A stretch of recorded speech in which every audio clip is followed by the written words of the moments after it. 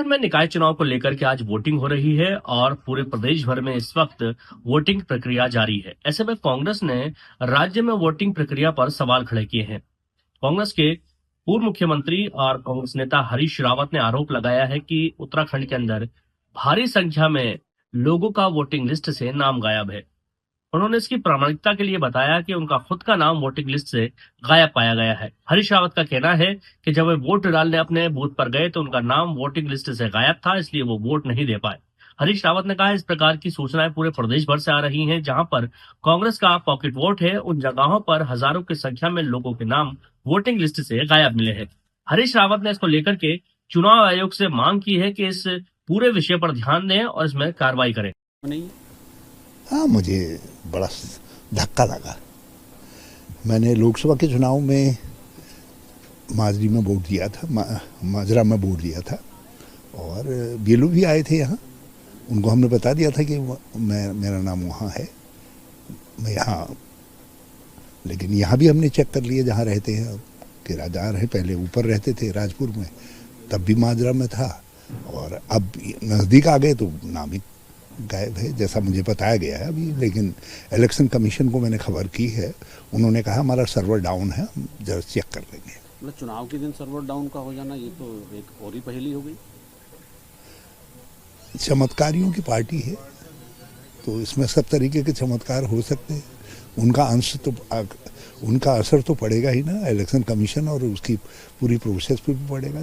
जैसा राजा होता है तो राजा से देवता भी प्रभावित हो जाते हैं। वैसे तो बहुत सारे लोगों की शिकायतें हैं कि नाम कट गए हैं, लेकिन आप तो सामान्य व्यक्ति नहीं हैं। नहीं, मैं सामान्य ही व्यक्ति मानता हूँ अपने को, लेकिन मुझे बहुत गहरा दुख है कि हजारों लोगों के नाम कटे हैं। उनमें ऐसे लोग भी हैं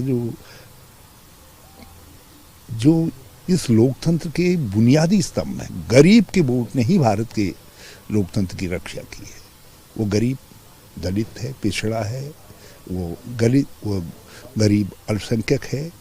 आप सिस्टमेटिक तरीके से उनके नामों को काट दे रहे हैं केवल इसलिए कि इस आशंका में कि ये किसी पार्टी विशेष के मतदाता हो सकते हैं। तो ये गहरा आघात है।